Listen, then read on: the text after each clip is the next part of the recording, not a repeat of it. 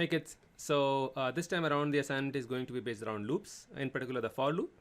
The assignments going forward are going to be cumulative, as in they are going to be using all the concepts that you have learned before.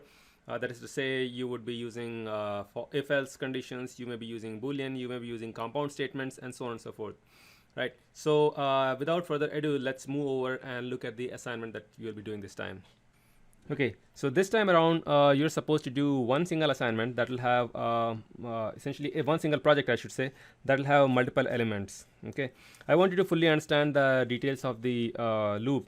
So first of all, as you remember in C, for loops look like these, right? Actually, let me move over to the color. So you say for, and there is the initialization, and then the semicolon, and then the comparison, and then the final is increment or decrement.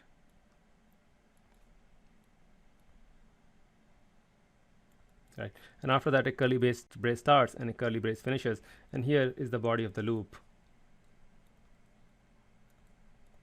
where you can put pretty much anything. Understand that the initialization, so if we look at this in practice, then it's going to look something like, for int I equals 0. So this is truly an initialization because you are creating the variable here as well as putting an initial value to it. And then a comparison will be something like I less than 10. So I will go take value 0, 1, 2, 3, 4, 5, 6, 7, 8, 9, and at 10 it'll become 10 less than 10, and the condition will not hold anymore. And then you have I is equal to I plus 1. Okay, so like that, right? So that's what a loop would actually look like. Understand that initialization and the declaration of the variable doesn't necessarily need to happen inside the loop. It can actually happen outside, in which case your loop will actually look like for, and then you will just leave this condition empty. There will be nothing over here, and you put semicolon, and you can say I less than 10, and then I is equal to I plus 1, right? So you can do that. Whoops, there you go. Okay, and you can put the int I equals 0 like outside the loop, so that would not be a problem. In fact, any of the three conditions over here, let me switch over to the red pen. These three things, you can actually exclude them. The effect on your loop might be different. For example, if you exclude the initialization, all it means is you are doing the initialization before you enter the loop.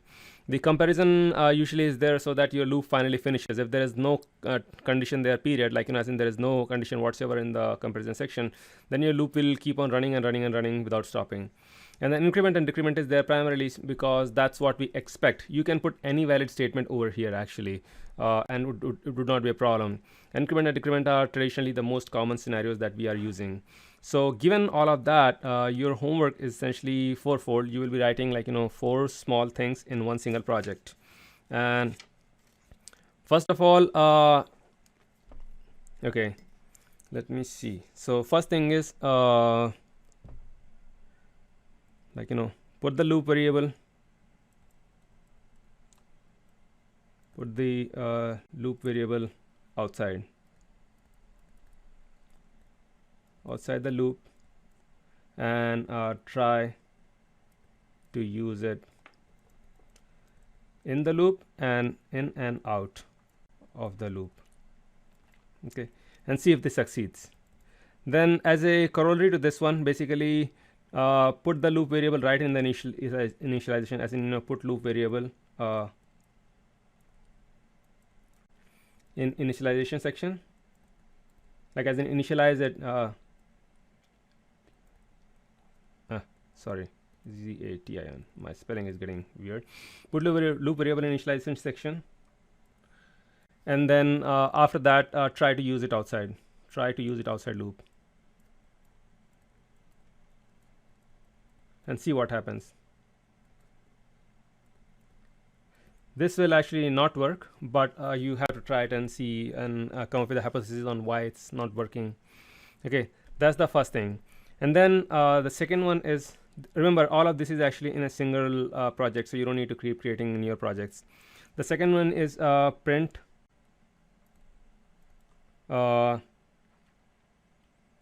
actually instead of this, let me say in a loop read 10 numbers. Okay, so if the current value of loop variable is greater than 10, like sorry, what am I saying? If the current value of the loop variable is even, not, then ask for a number.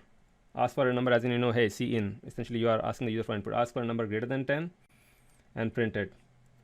And print. If loop variable is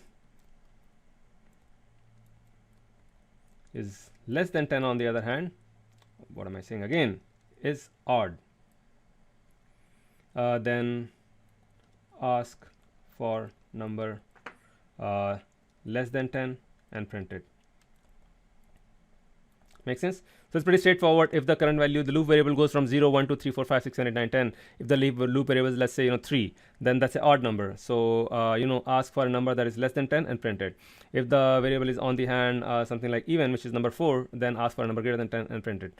The reasoning that I'm asking you to do this one is so you get understand how to use for loops and if loops together. Sorry, if conditions together. Then let's look at the third one. So this one is simple again. Print the numbers 20 all the way to 0 using a for loop and no other variables.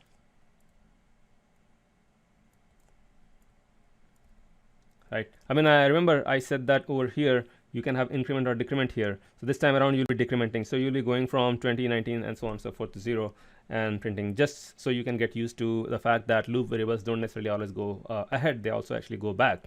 We'll also have to change the termination condition because this time you are making sure that number doesn't go past 0.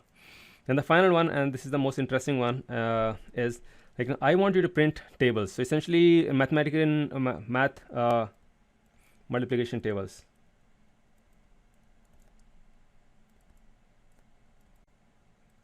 Okay, so usually if you are printing the table for 2, let's say it will be like 2, 4, 6, 2, 4, 6, 8, 10 all the way to 20, right?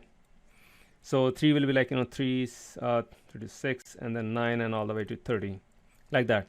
So what I want you to do is using two loops,